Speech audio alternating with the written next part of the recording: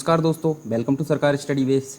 तो चलिए दोस्तों, अब हम पढ़ने वाले हैं सिविल सोसाइटी और जन आंदोलन के बारे में। देखिए, जन आंदोलन तो हमारा जो है अभी इसकी पीपीटी कंप्लीट नहीं हुई है, परंतु हम अभी जो है कंप्लीट कर लेंगे किसके बारे में, सिविल सोसाइटी के बारे में।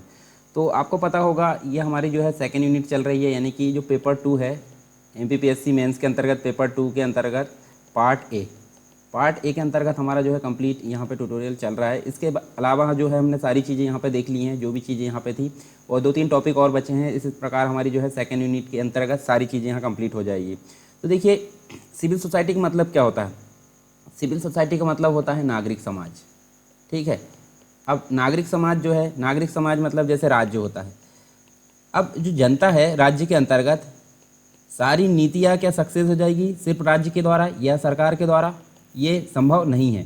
तो क्या होता है, जैसे अगर गवर्नमेंट कोई नीति भी बन रही है तो वहाँ पे जो अन्य व्यक्ति है, अन्य व्यक्ति मतलब जो सरकार के अंदर शामिल नहीं है, मतलब ऐसे लोग जो समूह बनाकर चलते हैं, जैसे कि NGO की अगर बात करें, ठीक है, NGO, CBO, कम्युनिटी बेस्ड जो ऑर्गेनाइजेशन होते हैं, अलग अलग प्रकार के जो समूह सामूहिक रूप से जो ऑर्गेनाइजेशन चलते हैं, उनको भी यहाँ पे नीतियों के निर्माण के लिए यहाँ पे एकत्रित किया जाता है और प्लानिंग की जाती है। तो हम बोल सकते हैं राज्य के द्वारा जो जनता है या फिर जो भी नीति है उनको सक्सेस करने के लिए जो है सरकार, साथ साथ में जो अन्य व्यक्ति है सरकार के अलावा, उनकी भी यहाँ महत्वपूर्ण भूमिका होती है। उन्हीं के अंतर्गत हम देख सकते हैं सिविल सोसाइटी भी हमको देखने को मिलती है। जैसे हम बात करें RTI जो एक्ट है, उसको पास करने में भी सिविल सोसाइटी का काफ़ी अहम रोल देखने को मिला। साथ में हम देख सकते हैं जो लोकपाल बिल आया अन्ना हजारे के द्वारा, हम देख सकते हैं, तो उसको भी यहाँ पारित करने में सिविल सोसाइटी का काफ़ी अहम रोल देखने को मिला। तो ये सारी चीज़ हमको देखने को मिलती है। साथ में गुड गवर्नेंस अर्थात सुशासन में उसकी भूमिका हमको देखने को मिलती है, वो हम विस्तार से जानेंगे, और अन्य क्षेत्रों में भी इसकी भूमिका हमको देखने को मिलती है। तो ये सारी चीज़ हमारी यहाँ पर कंप्लीट होने वाली हैं सिविल सोसाइटी के अंतर्गत। तो चलिए देख लेते हैं एक एक चीज़ें, यहाँ पर हम सारी चीज़ों के बारे में यहाँ विस्तार से देखते हैं। तो सबसे पहले आपको जानना पड़ेगा कि जो सिविल समाज मतलब जो सिविल सोसाइटी है या नागरिक समाज है, उनके अलावा भी कुछ और समाज हमको देखने को मिलते हैं वर्तमान में। यानी आधुनिक समाज के जो क्षेत्र है उसको हम देख सकते हैं 3 कैटेगरी में डिवाइड किया गया है। जैसे कि अगर बात करें सरकार मतलब होता है राजनीतिक समाज, हम इसको बोल सकते हैं, या पॉलिटिकल सोसाइटी बोलते हैं। तो सरकार के अंतर्गत सरकार के जितने भी तंत्र है जो इसके अंतर्गत जो काम करते हैं और सारा प्रशासन को संभालते हैं, तो ये सारी जो व्यवस्था है वो उसके अंतर्गत आ जाती है सरकार, अर्थात राजनीतिक समाज के अंतर्गत आ जाती है। दूसरा प्रकार का समाज हमको देखने मिलता है आधुनिक समय में बाजार। ठीक है, बाजार समाज, या फिर हम बोल सकते हैं इकोनॉमिक सोसाइटी, हम इसको बोल सकते हैं, जिसके अंतर्गत विभिन्न चीज़ें देखने को मिलती है, जैसे बीमा है, बैंकिंग है, बाजार, इनसे रिलेटेड जो सारी चीज़ें होती है वो बाजार समाज में हमको देखने को मिलती है। तीसरा जो प्रकार है काफ़ी इंपॉर्टेंट है, जिसे हम बोलते हैं नागरिक समाज, और इसी के बारे में हम विस्तार से पढ़ेंगे, जिसे बोलते हैं सिविल सोसाइटी। ठीक है, तो सिविल सोसाइटी का मतलब क्या होता है, जिसके अंतर्गत व्यक्ति समूह में रहते हैं, अपनी गतिविधियों को एग्जीक्यूट करते हैं, आंदोलन करते हैं, और इसको एक प्रकार से प्राकृतिक समाज की संज्ञा भी दी गई है। समूह में रहना जो है एक प्रकार से व्यक्तियों का प्राचीनतम काल से ही शुरू हो गया था, और उसी के समय से हम देखें तो वर्तमान समय में ये नागरिक समाज के रूप में हमको देखने को मिलता है, और जो विभिन्न प्रकार की अपनी भूमिका को यहाँ पे अदा करता है। यानी तीसरा प्रकार जो है हमारा नागरिक समाज है।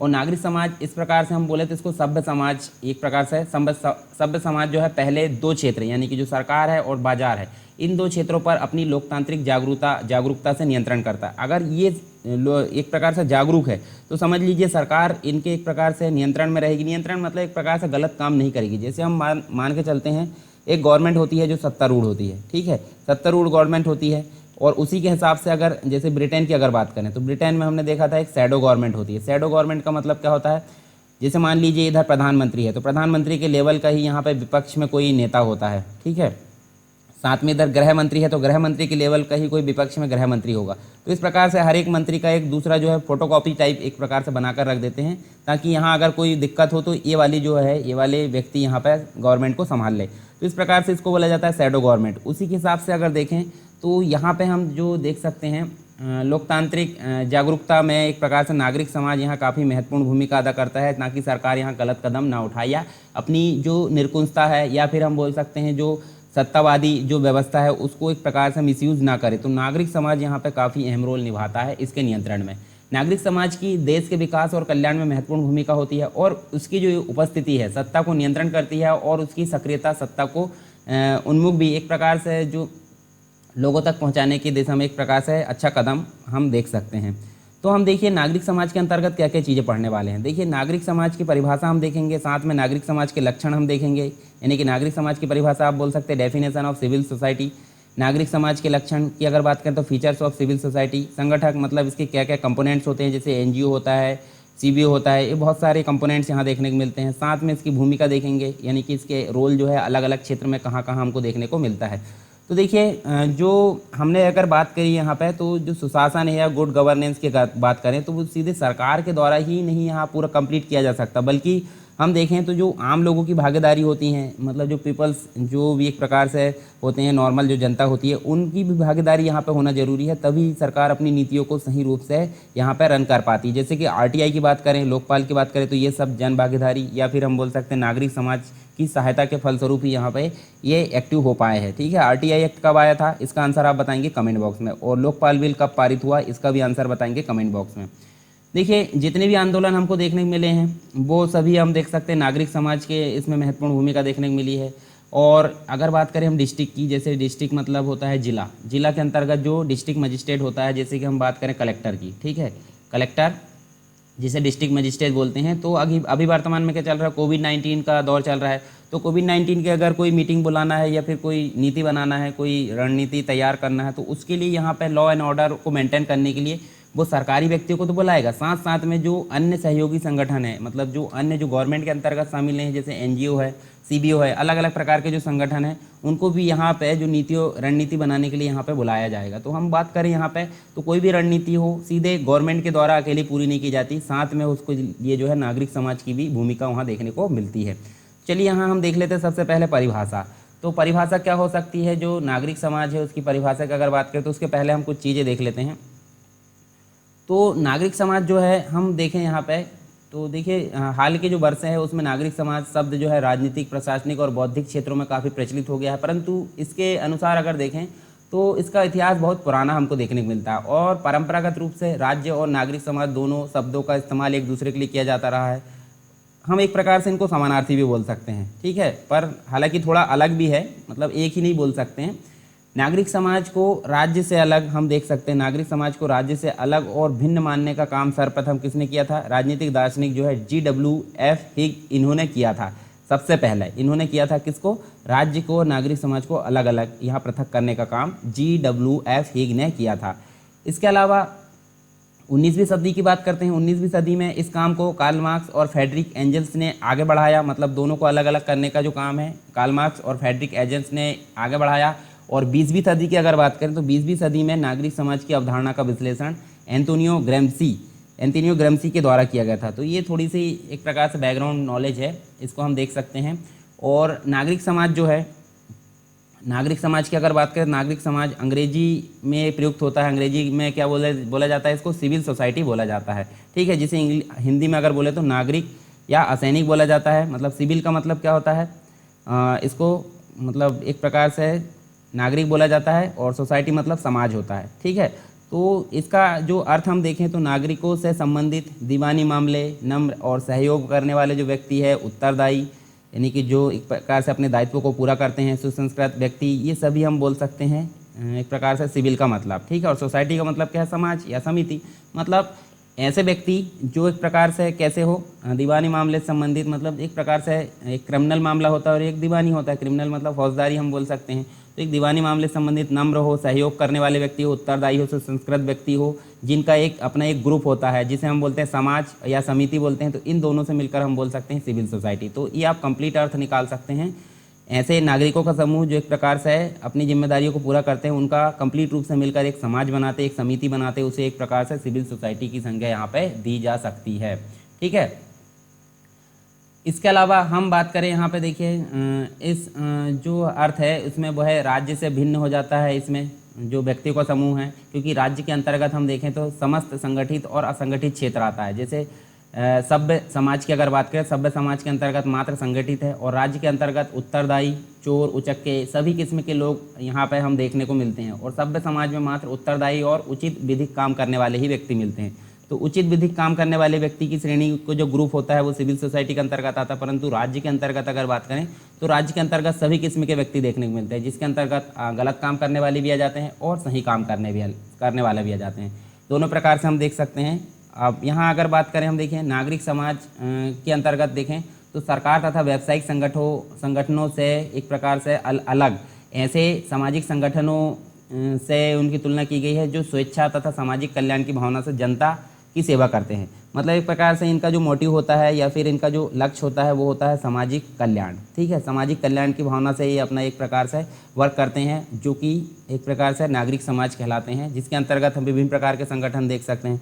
जैसे एनजीओ का मतलब होता है नॉन गवर्नमेंट ऑर्गेनाइजेशन, जिसे हम गैर सरकारी संगठन बोलते हैं। अलग अलग प्रकार के संगठन यहाँ देखने को मिलते हैं गैर सरकारी संगठन के मामले में। अच्छा, ये अलग जरूर होते हैं, परंतु अगर इनकी रजिस्ट्रेशन की मैं बात करूँ तो रजिस्ट्रेशन किसके अंतर्गत होगा? रजिस्ट्रेशन सरकार के अंतर्गत होगा। अब जब सरकार की बात करें तो ये सरकार से इस मामले में कैसे हैं? कनेक्ट है, मतलब सरकार के अंडर में ही काम कर रहे हैं। परंतु इस मामले को अगर छोड़ दिया जाए रजिस्ट्रेशन के मामले को, तो इसके अलावा ये सरकार के कंट्रोल में नहीं है। ये कैसे होते हैं? स्वतंत्र होते हैं। ठीक है, तो ये कहलाते हैं एनजीओ। फिर उपभोक्ता संगठन यानी कि जो कंज्यूमर ऑर्गेनाइजेशन होते हैं वो हमको देखने को मिलते हैं यहाँ पर नागरिक समाज के अंतर्गत। साथ में हम देखें तो पर्यावरणीय समूह तथा जो सामाजिक उद्देश्य होते हैं उससे निर्मित सहकारी संगठन नागरिक समाज के कुछ उदाहरण के रूप में देखने को मिलते हैं। अब यहाँ हम देखें तो कुछ परिभाषा हमको देखने को मिलती है। जैसे प्रथम व्यक्ति हम देखें जेफरी अलेक्जेंडर की अगर बात करें तो परिभाषा आप नॉर्मली इनके अनुसार ही पढ़ना पड़ता है। देखिए, जेफरी अलेक्जेंडर का कहना क्या है? नागरिक समाज एक समावेशी छाते मतलब समग्र रूप से कंप्लीट। हम देख सकते हैं छाता होता है ना, बहुत सारे लोगों के यहाँ बड़ा छाता है तो बहुत सारे लोगों को यहाँ पर शरण दे देता है। तो उसी प्रकार से बोले तो समावेशी छाते जैसी अवधारणा जो कि राज्य के बाहर की अनगिनत संस्थाओं के संबंध में उद्धरित किया जाता है, मतलब एक प्रकार से उसका विकास किया जाता है या फिर वो उत्पन्न होता है। तो एक प्रकार से इनके द्वारा ये डेफिनेशन दी गई है। फिर नीरजा गोपाल जायल के द्वारा बोला गया है नागरिक समाज तमाम ऐसे स्वैच्छिक संगठनों और सामाजिक अंतरक्रियाओं को समावेशित करता है जिन पर राज्य का नियंत्रण नहीं होता है। जैसे कि मैंने पहले बात किया था, ये सिर्फ रजिस्ट्रेशन के समय जो है इसके अंतर्गत होते हैं, बाकी हर समय हम बोल सकते हैं ये स्वतंत्र रूप से काम करते हैं। ठीक है, जो लोकतांत्रिक क्रिया है उससे लोगों को जागरूक करते हैं। सारी चीज़ें हमको यहाँ देखने को मिलती है। नेक्स्ट हम बात करें यहाँ पे एस के दास, इनके द्वारा क्या कहा गया है? नागरिक समाज वो संगठित समाज है जिस पर राज्य शासन करता है। ठीक है, तो ये भी यहाँ देखने को मिलता है। फिर जॉर्ज हजिंग के द्वारा बोला गया है नागरिक समाज एक सामाजिक स्थान है जो राज्य और व्यापारिक क्षेत्र से अलग होता है, किंतु साथ साथ काम करते हुए राज्य के साथ कभी कभी तनावपूर्ण सह संबंध भी बनाता है। मतलब कभी कभी राज्य के साथ तनावपूर्ण संबंध रहते हैं, कभी कभी उसकी साथ साथ ही काम करता है, मतलब उसकी जो रणनीति है उसकी नीतियाँ है उसको क्रियान्वित करने में राज्य की हेल्प भी करता है। तो ये सारी डेफिनेशन हम देख लिए। उसके अलावा एक दो और देख लेते हैं, जैसे सुसैन हेवर रुडोल्फ के अनुसार अगर देखें तो भिन्न भिन्न सिद्धांतकारों ने नागरिक समाज की परिभाषा विभिन्न प्रकार से की है, परंतु एक न्यूनतम परिभाषा अराज्यीय स्वायत्त क्षेत्र के विचार को सम्मिलित करेगी, जिसके अंतर्गत हम देखें तो ये जो है नागरिक समाज आता है। नागरिकों का सशक्तिकरण, परस्पर विश्वास निर्माण और संघ जीवन राज्य की अधीनता के बजाय इसके साथ परस्पर क्रिया है। और लैरी डायमंड के द्वारा क्या बोला गया है? नागरिक समाज एक संगठित सामाजिक जीवन को दर्शाता है जो कि स्वैच्छिक, स्वजनित, स्वसमर्थित होता है और एक वैधानिक व्यवस्था या फिर हम बोले तो सहभागिता मूल्यों के समुच्चय द्वारा घिरा होता है। तो ये अलग अलग प्रकार की डेफिनेशन हम देख सकते हैं, सभी लोगों के यहाँ दी गई है। इसके अलावा हम बात करें यहाँ पे नागरिक समाज के अंतर्गत दो प्रकार की यहाँ व्याख्या की गई है। जैसे एक प्रकार से देखें तो एक उदारवादी व्याख्या देखने को मिलती है और एक समाजवादी व्याख्या देखने को मिलती है। तो दोनों में हम देख लेते हैं दोनों में अंतर क्या है। जैसे सबसे पहले देखें उदारवादी व्याख्या, तो उदारवादी व्याख्या के अंतर्गत हम देखने को मिलते हैं, उदारवादी व्याख्या के अंतर्गत जो ऐसा नागरिक समाज जो व्यक्ति के विकास और उसके अधिकारों को प्राप्त करने में व्यक्ति और राज्य के मध्य सकारात्मक भूमिका निभाता है। सकारात्मक मतलब एक प्रकार से पॉजिटिव वे में या सकारात्मक वे में उनके अधिकारों की रक्षा, उनके विकास की बात इसके द्वारा कही जाती है उदारवादी के द्वारा। दूसरी चीज़ समाजवादी का अगर बात करें तो समाजवादी जो है नागरिक समूह ऐसा होता है, या इनकी व्याख्या हम देखें तो वर्ग संघर्ष, नैतिकता और राज्य के कल्याणकारी स्वरूप को प्राप्त करने में ये मदद करता है। तो दोनों के मध्य हम देख सकते हैं, दोनों की डेफिनेशन हमने देखें, एक तो समाजवादी व्याख्या, दूसरी उदारवादी व्याख्या। इसके अलावा नेक्स्ट अगर बात करें हम यहाँ पे तो नागरिक समाज की कुछ विशेषताओं की बात करें। यहाँ देखिए विशेषताएं हम देख लेते हैं, जैसे सभी जो गवर्नमेंट के अंतर्गत जो भी संस्था है वो राज्य के अंडर में काम करती है, परंतु जो नागरिक समाज है वो राज्य के बाहर यानी कि राज्य से अलग संस्थाओं को एक प्रकार से इंडिकेट करता है, ये इंगित करता है, ये हम देख सकते हैं। ठीक है, इसके अलावा मतलब हम बोलें तो नॉन स्टेट एक्टर्स इसको बोला जाता है, यानी गैर राज्य जो अभिकर्ता होता है, जैसे एनजीओ होते हैं, यूनाइटेड नेशन होता है, नाटो होता है, ठीक है, North Atlantic Treaty Organization, United Nation होता है, यूनाइटेड नेशन तो हमने देख लिया, यूरोपियन जो यूनियन होते हैं, कुछ आतंकवादी संगठन होते हैं, ये सभी किसके अंतर्गत आते हैं? ये राज्य के बाहर की जो संस्थाएं होती है, जो इनको हम नागरिक समाज की संज्ञा भी यहाँ दे सकते हैं। ठीक है, इसमें समाज का एक प्रकार से बहुत बड़ा क्षेत्र आता है, जैसे कि मैंने अभी बात किया NGO, यूनाइटेड नेशन है, नाटो है, ये अलग अलग प्रकार के विशाल क्षेत्र यहाँ देखने को मिलता है। और यह जो है संगठित समाज को भी एक प्रकार से इंगित या इंडिकेट करता है।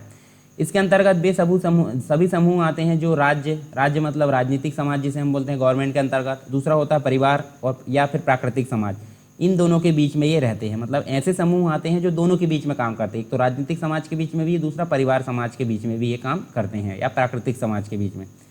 और यह संगठन की स्वतंत्रता, विचार की स्वतंत्रता, अन्य नागरिक एवं आर्थिक अधिकारों के अस्तित्व को भी सूचित करते हैं। और इसके अलावा देखें तो इसका लक्ष्य जो होता है समान सार्वजनिक भलाई होता है, मतलब सभी का कल्याण करना इसका मुख्य लक्ष्य होता है। ये भी नागरिक समाज के एक मुख्य लक्षण दिखाई देता है यहाँ पर।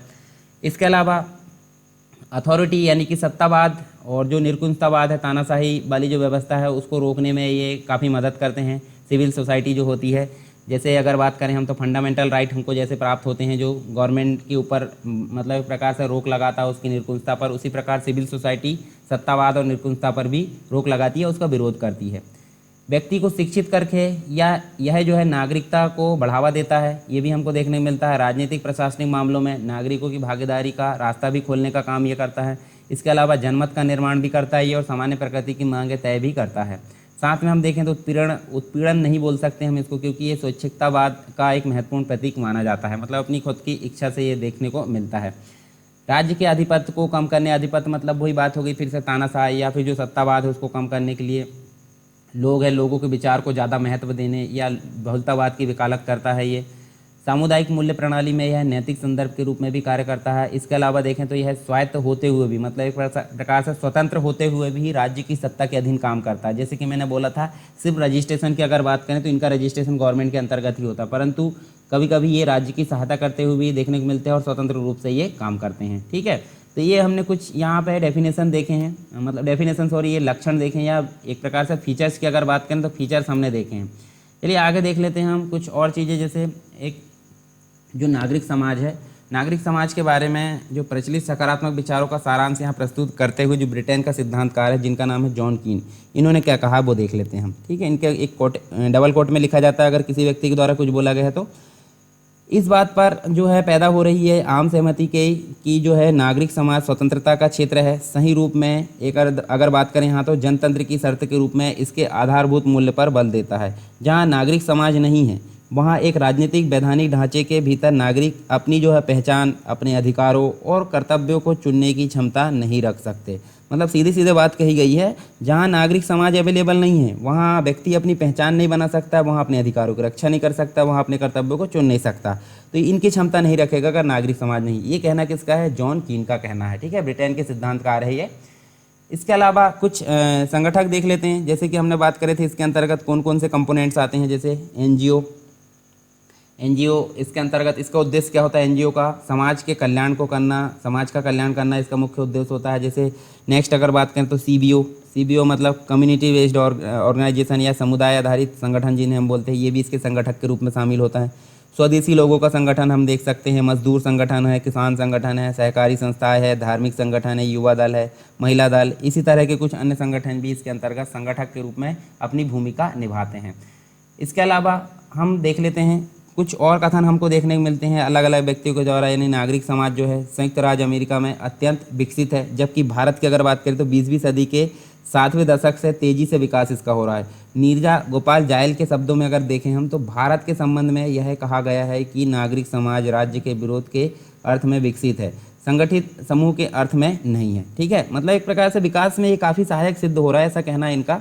मतलब संगठित समूह के अर्थ में नहीं बोला गया है। इसके अलावा एक और है नीरा चंडोक, इनके द्वारा बोला गया है अधिकांश सिद्धांतकारों की दृष्टि में जो भारत है, भारत के नागरिक समाज सामाजिक समूह के अस्थिर संगठन और जो जाति तथा भाईचारे के संबंध में या फिर हम बोल सकते हैं धार्मिक लामबंदी पर उतने ही आधारित है जितने की स्वैच्छिक सामाजिक संगठन है। ठीक है, तो ये अलग अलग व्यक्तियों के द्वारा यहाँ कुछ बातें बोली गई है। इसके अलावा भारत में अगर नागरिक समाज की मैं बात करूं तो भारत में नागरिक समाज आपको क्या देखने को मिलेगा? सबसे पहले प्राचीन युग की बात करते हैं तो भारत में जो नागरिक समाज है प्राचीन युग में भी विद्यमान था। जैसे अगर बात करें तो पुग था, श्रेणी हुआ करता था, श्रेणी भी एक प्रकार से संगठन था, संघ हुआ करता था। तो ये भी कैसे है, प्राचीन युग के एक प्रकार से संगठन हुआ करते थे जो नागरिक समाज की श्रेणी में हम देख सकते हैं। आधुनिक युग जहाँ तक कि अगर बात करें हम, तो भारत में जो पुनर्जागरण का जो आंदोलन हुआ करता था, पुनर्जागरण आंदोलन, इसके दौरान हम देख सकते हैं जैसे धार्मिक है, ठीक है, पुनर्जागरण आंदोलन के समय धार्मिक है, साथ में हम देखें तो हमको सामाजिक और इसी प्रकार के जो अनेक संगठन है वो अस्तित्व में आए। लेकिन 1970 की अगर बात करूं मैं, तो 1970 के बाद इनकी संख्या और स्वरूप में काफ़ी यहाँ पे तेजी हुई, ठीक है, भारत के अंतर्गत। इसके अलावा जो एक और पर्सन है नीरजा गोपाल जायल, इनके द्वारा क्या कहा गया है, भारत में नागरिक समाज राज्य के विरुद्ध विकसित माना जाता है और संगठित समूह के अर्थ में नहीं माना जाता। मतलब राज्य के विरुद्ध इनको माना जाता है, बल्कि यहाँ पे अगर बात करें तो हम ऐसा जान सकते हैं कि ये संगठित समूह होते हैं, परंतु इनके द्वारा ऐसा नहीं बोला गया है। तो पश्चिमी समाजों की तुलना में भारतीय नागरिक समाज के इन संगठनों का उतना अधिक विकास नहीं हो पाया, ये हमको देखने को मिलता है। चलिए यहाँ हम देख लेते हैं इनके अंतर्गत जो समाज है, नागरिक समाज, उसके संगठनों का वर्गीकरण हम देख लेते हैं। तो 5 प्रकार से हमको देखने को मिलता है, जिसके अंतर्गत हम तीसरे में हमको बहुत सारी चीज़ें देखने को मिलेगी, 4 में भी और 5 में भी। तो पहले देख लेते हैं हम पहले नंबर में किस प्रकार हमको वर्गीकरण देखने को मिलता है। तो यहाँ देखिए पहला हमको जाति, कुल, इससे संबंधित हम देख सकते हैं बहुत सारे यहाँ पे, जैसे जाति है, कुल है, या फिर नजातीय, नजाति मतलब बहुत सारा जो समूह होता है व्यक्तियों का, उनमें एक अलग पहचान रखने वाले व्यक्ति को नजातीयता बोलते हैं। इस पर आधारित जो परंपरागत संगठन है वो इसके वर्गीकरण के अंतर्गत शामिल होते हैं। दूसरा हम देख सकते हैं जैसे रामकृष्ण मिशन हमको देखने को मिलता है। अच्छा, एक क्वेश्चन है आपके लिए, रामकृष्ण मिशन की स्थापना किसने की थी और कब की थी, ये आंसर बताएंगे आप कमेंट बॉक्स में। इसके अलावा इस्लामिक संस्थाओं जैसे कि धार्मिक संगठन, ये सभी हमको देखने को मिलता है इसके वर्गीकरण के रूप में, ठीक है।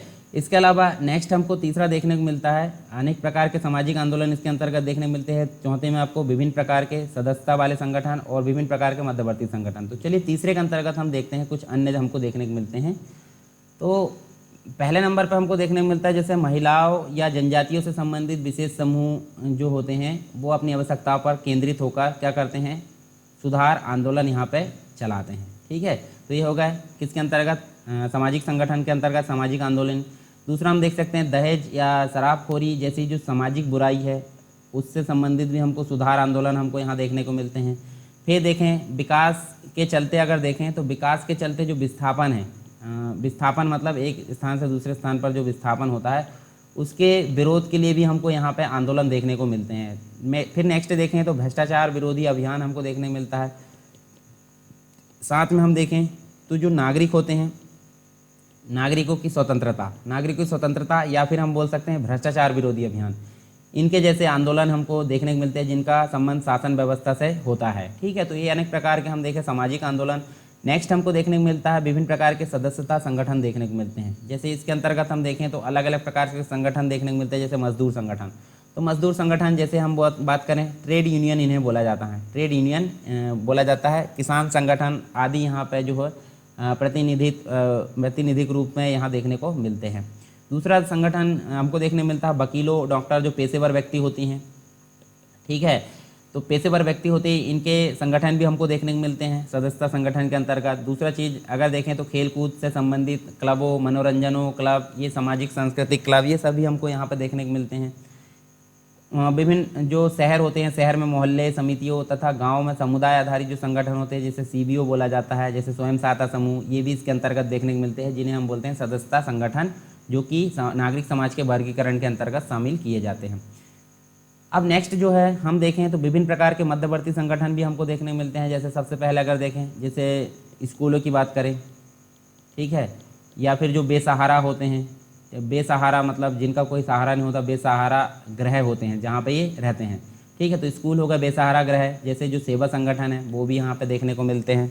नेक्स्ट देखें तो लामबंद करने वाले जो समाज है बेहद गरीब हिस्सों को उनके अधिकारों की मांग उठाने के लिए क्या करते हैं, उनका एक प्रकार से समर्थन करते हैं, ठीक है, समर्थक के रूप में यहाँ भूमिका निभाते हैं। और जो समुदाय आधारित अन्य संगठनों का भी समर्थन करते हैं, सीबीओ मतलब समुदाय आधारित जो कम्युनिटी बेस्ड ऑर्गेनाइजेशन है उनका भी यहाँ पर समर्थन करते हैं। बाल मुक्ति से संबंधित जो है एक प्रकार से देखें तो राजीव गांधी फाउंडेशन जैसी लोक हितैषी जो संस्थाएं हैं वो इसके अंतर्गत देखने को मिलती हैं। इसके अलावा किसी विशेष उद्देश्य की वकालत करने वाले जो संगठन हैं वो भी इसके अंतर्गत देखने को मिलते हैं। ग्रामीण लेवल पे अगर देखें तो ग्रामीण विकास में जो स्वयंसेवी एजेंसी होती हैं, इनके संघ की अगर बात करें तो इनके जैसे तंत्र जो सामूहिक स्वयं एवं शक्ति को विस्तारित भी करते हैं, ये सभी हमको देखने को मिलते हैं मध्यवर्ती संगठन के अंतर्गत। तो ये सभी नागरिक समाज के अंतर्गत अगर बात करें तो हमको ये वर्गीकरण देखने को मिलता है। अब चलिए नेक्स्ट हमको देखने को मिलता है नागरिक समाज की भूमिका। तो नागरिक समाज की क्या भूमिका है वो हम यहाँ देखने को मिलेगी। तो नागरिक समाज जो है संगठन स्वयंसेवी या फिर हम बोल सकते हैं गैर सरकारी संगठन होते हैं, और इनका जो उद्देश्य होता है सामाजिक कल्याण या फिर जो व्यक्ति का विकास है, ठीक है, उसमें विकास प्रशासन में महत्वपूर्ण भूमिका यहाँ निभाते हैं। जैसे कि सबसे पहले अगर बात करें तो हमको यहाँ देखने को मिलता है जैसे गरीबों को, मतलब जो नागरिक समाज है वो गरीबों को सामाजिक और आर्थिक विकास के लिए इस प्रकार से क्या करते हैं, एक संगठित करने का काम करते हैं। साथ में ये उनको गतिशील मतलब जो उनकी स्थिति एक प्रकार से रुकी हुई है, उनको एक प्रकार जैसे कोई व्यक्ति यहाँ पे अपनी जो रोजी रोटी है वो कंप्लीट नहीं कर पा रहा, तो वो उसको एक प्रकार से वहाँ पे उसको सही रूट में ले जाना, एक प्रकार से ये काम करने का करते हैं। नागरिक समाज ये अपनी भूमिका निभाते हैं। आर्थिक रूप से जो विकास रुका हुआ है उनको यहाँ पे रन करने का काम करते हैं। दूसरी चीज़ अगर बात करें तो सूचना का प्रसार, मतलब जो नागरिक समाज है वो सूचना का प्रसार करने में भी काफ़ी अहम भूमिका निभाते हैं। लोगों को उनकी बेहतरी के लिए सरकार द्वारा शुरू की गई विभिन्न योजनाएं, कार्यक्रम और जो परियोजनाएं होती हैं उनके बारे में जानकारी देने का काम भी नागरिक समाज के द्वारा किया जाता है।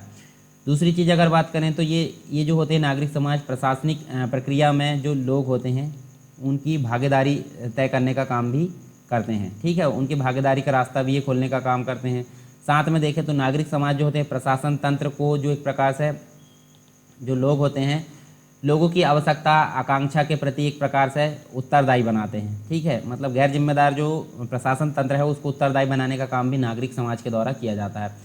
अब नागरिक समाज के द्वारा यहाँ देखें तो सामुदायिक प्रणाली के एक प्रकार से जवाबदेही लागू करने का काम भी ये करते हैं। जैसे निचले स्तर की अगर बात करें तो ये जो है प्रशासन तंत्र की कार्य प्रणाली में इस प्रकार की भूमिका अदा करते हैं, सामुदायिक प्रणाली की जवाबदेही में महत्वपूर्ण भूमिका निभाते हैं।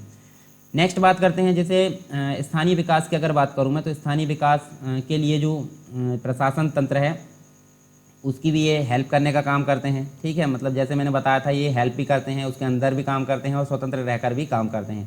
3 प्रकार से इनकी भूमिका देखने को मिलती हैं। जो अपने लक्ष्य है उनकी पहचान के लिए यहाँ पर प्रशासन तंत्र की स्थापना करते हैं। स्थानीय संसाधनों को उपयोग के लिए यहाँ देखें तो ये जो उपयोग का रास्ता भी यहाँ साफ करते हैं, मतलब जो स्थानीय संसाधन होते हैं उनका एक प्रकार से रास्ता नहीं है तो उसका रास्ता भी यहाँ निकालते ही है, मतलब एक प्रकार से स्थानीय संसाधनों के उपयोग के लिए यहाँ पे इजी वे प्रदान करते हैं और इस प्रकार समुदाय को आत्मनिर्भर भी बनाने का काम करते हैं। विभिन्न जो होते हैं विभिन्न राजनीतिक विषय होते हैं उनमें अगर देखें तो अलग अलग प्रकार से जागरूकता चलाकर ये लोगों में जो है राजनीतिक चेतना का या फिर जो उनके एक प्रकार से जागरूकता पैदा करने का काम भी करते हैं। सार्वजनिक हित के पहरेदार के रूप में भी ये काम करते हैं। साथ में अगर देखें तो स्वयं सेवा के सिद्धांत को भी एक प्रकार से मजबूत बनाने का काम ये नागरिक समाज के द्वारा किया जाता है। तो ये नागरिक समाज की कुछ भूमिका हमने देखें। इसके अलावा हम बात करें गुड गवर्नेंस या फिर हम बोल सकते हैं सुशासन।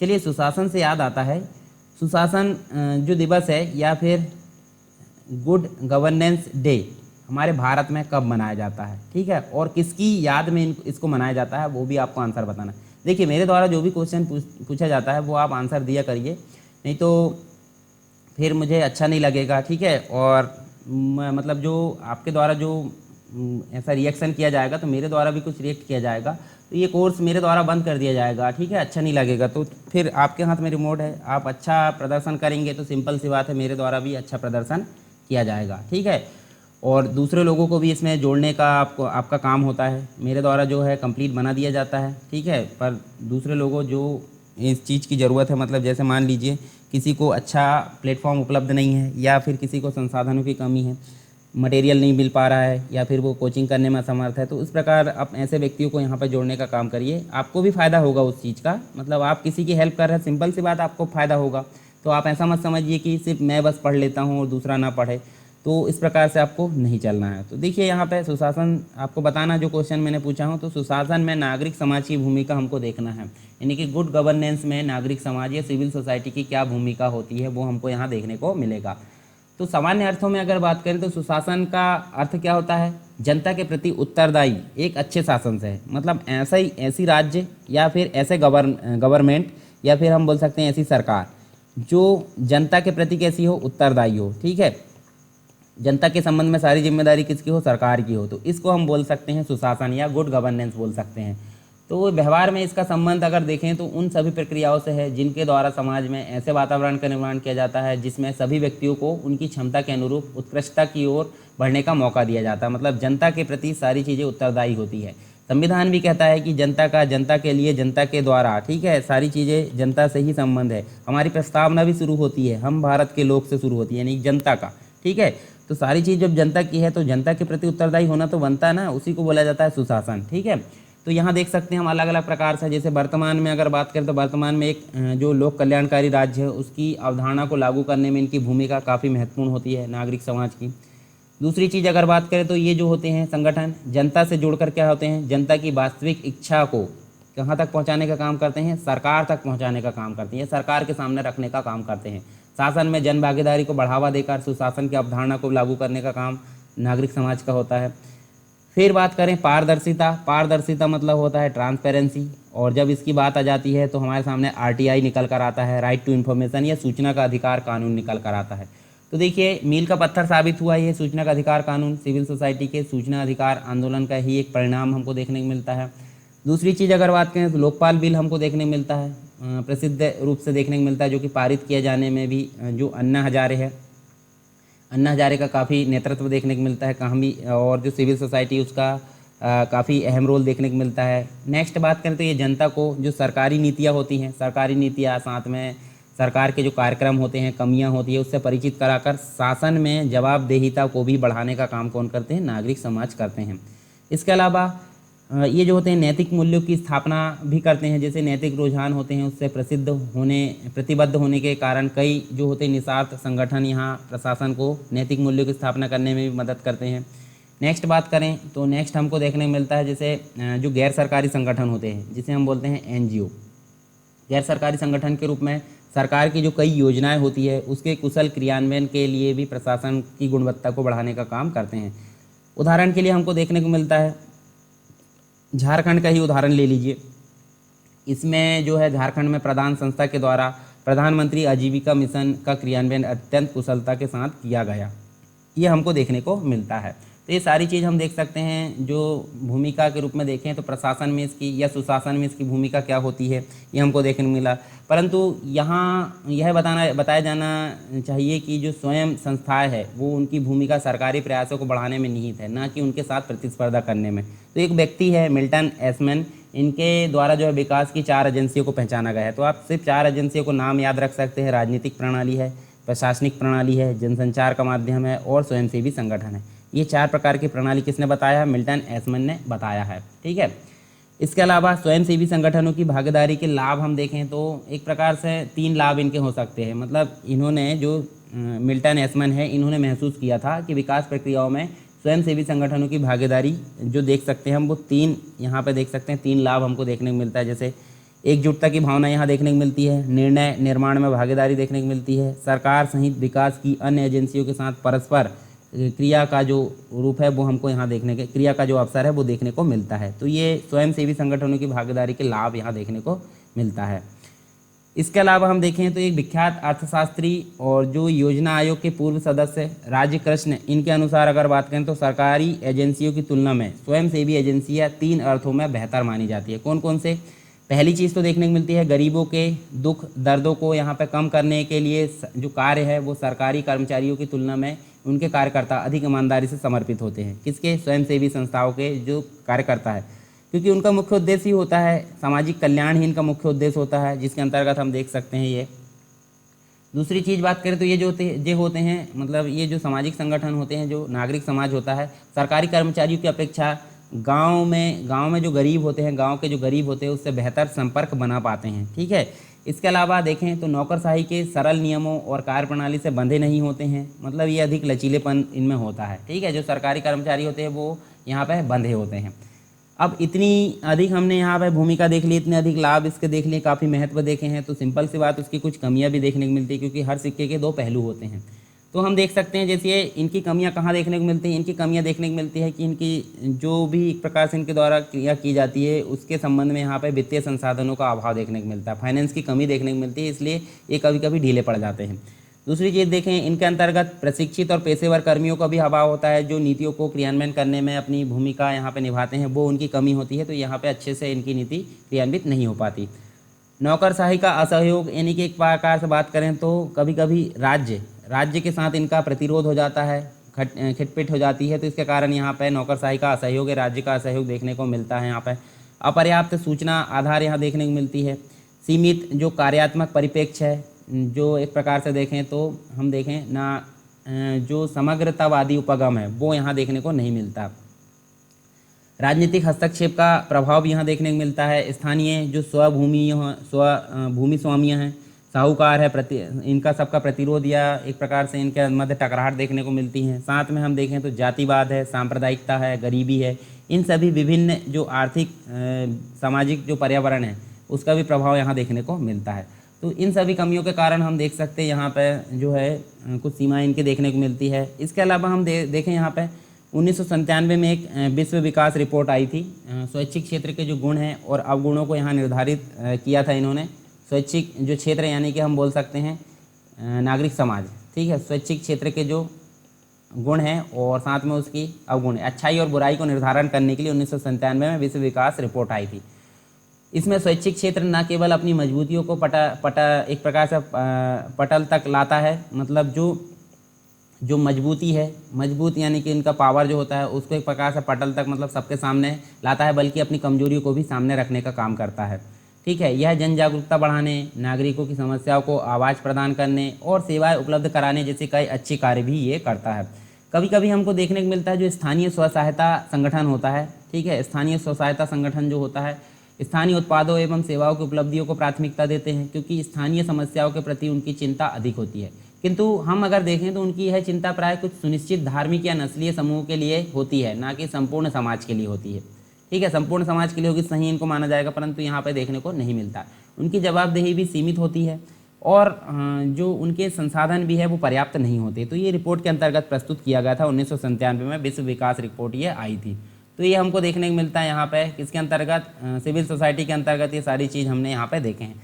तो चलिए एक बार हम देख लेते हैं, रिव्यू मार लेते हैं कौन कौन सी चीज़ें हमने यहाँ पे पढ़ लिया है, ताकि आपके दिमाग में फिर से रिकॉल हो जाए और पिक्चर के फॉर्म में ये क्रिएट हो जाए, तो आपको दोबारा जो है पढ़ने में आसानी हो। ठीक है, जब भी आप एक बार पढ़ लिया करिए तो दूसरी बार नोट्स आपको क्रिएट करने के लिए दूसरी बार ही मतलब शुरू करना है।